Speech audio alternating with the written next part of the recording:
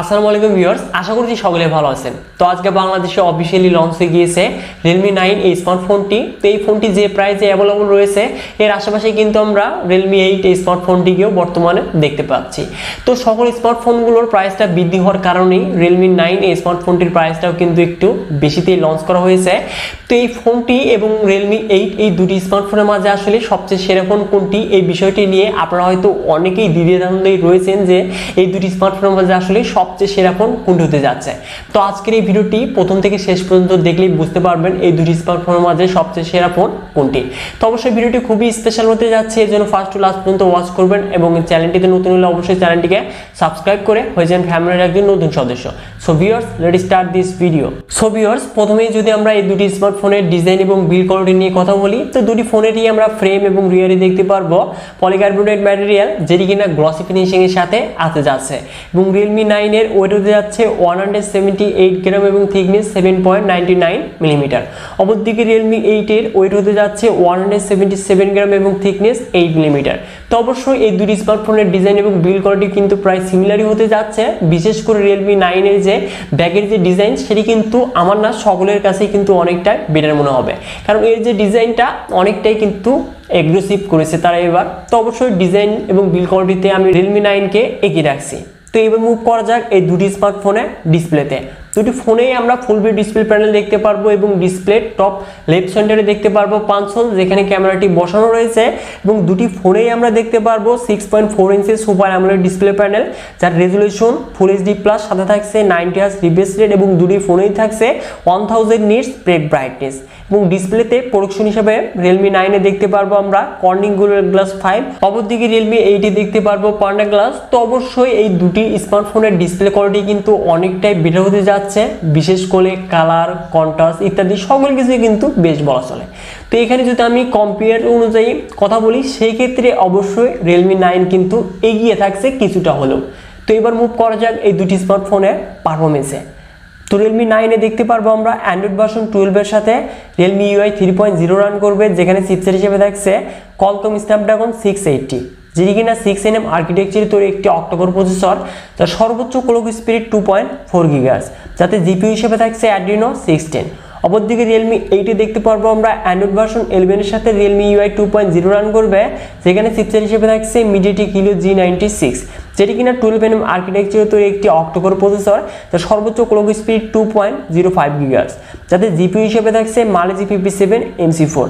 তো অবশ্যই এই চিপসেট দুটি নিয়ে যদি আমরা কম্পেয়ার করি, সেই ক্ষেত্রে অবশ্যই এখানে Realme 8 কিন্তু চোখ বন্ধ করে এগিয়ে থাকছে। বিশেষ করে আপনারা যারা গেমার রয়েছেন, তো অবশ্যই ভালো গেমিং পারফরমেন্স পেতে যাচ্ছেন Realme 8 এই স্মার্টফোনটি থেকে। অপরদিকে Realme 9 যে একদম খারাপ তা কিন্তু নয়, তো কিছুটা পিছিয়ে থাকছে। এবং Realme 9 কিন্তু পাওয়ার এফিসিয়েন্ট চিপসেট, এক্ষেত্রে ব্যাটারি ব্যাকআপও কিন্তু আমরা বেশি পেতে যাচ্ছি। কিন্তু গেমিং এর পারফরমেন্স অবশ্যই Realme 8 এ অনেকটাই এগিয়ে থাকছে। কিন্তু আমরা দুটি স্মার্টফোন দিয়েই কিন্তু মিডিয়াম সেটিংসে PUBG, free fire, call of duty বাকি গেমগুলো কিন্তু আমরা কোনো প্রকার ল্যাগ এবং হ্যাং ছাড়াই কিন্তু প্লে করতে পারবো ইজিলি। এবং দুটি ফোনেরই আমরা র্যাম টাইপ দেখতে পারবো LPDDR4X, এবং Realme 9 এ দেখতে পারবো UFS 2.2 স্টোরেজ টাইপ, অপরদিকে Realme 8 এ দেখতে পারবো UFS টাইপ 2.1। তো এবার মুভ করা যাক এই দুটি স্মার্টফোনের ক্যামেরাতে।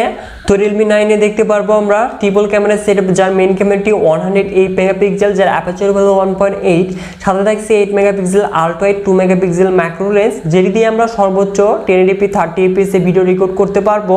অপরদিকে Realme 8 এ দেখতে পারবো আমরা কোয়াড ক্যামেরা সেটআপ, যার মেইন ক্যামেরাটি 64 মেগাপিক্সেল, যার অ্যাপারচার হলো 1.8, সাথে থাকছে 8 megapixel ultra wide, 2 megapixel macro এবং 2 মেগাপিক্সেল ডেপথ সেন্সর, যেটি দিয়ে আমরা সর্বোচ্চ 4K ভিডিও 30fps এ রেকর্ড করতে পারবো। এবং এখানে থাকছে EIS।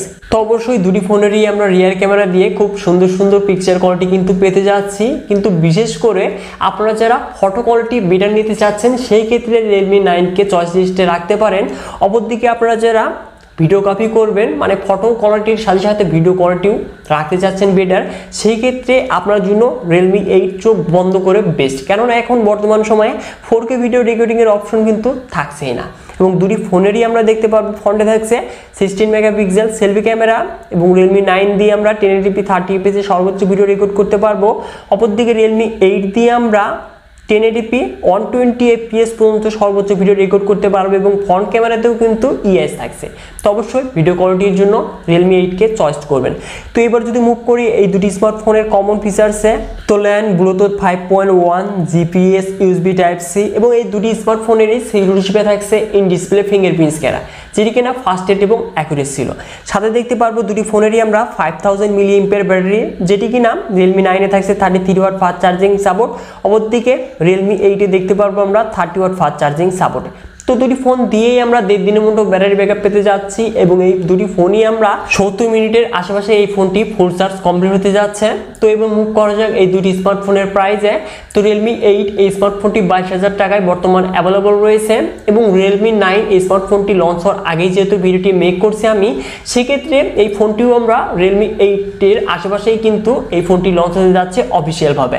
তো এখন কথা হচ্ছে এই দুটি স্মার্টফোনের মাঝে আসলে সবচেয়ে সেরা ফোন আপনার জন্য কোনটি হতে যাচ্ছে।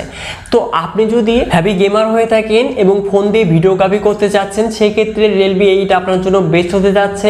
অপরদিকে আপনি যদি বেস্ট ডিজাইনের সাথে বেস্ট ডিসপ্লে এবং ক্যামেরা কোয়ালিটি মানে ফটো কোয়ালিটি বেস্ট নিতে চাচ্ছেন এবং গেমিং মোটামুটি করবেন এবং লং টাইম ব্যাটারি ব্যাকআপ চাচ্ছেন, সেক্ষেত্রে Realme 9 এই স্মার্টফোনটি আপনার জন্য বেস্ট হতে যাচ্ছে।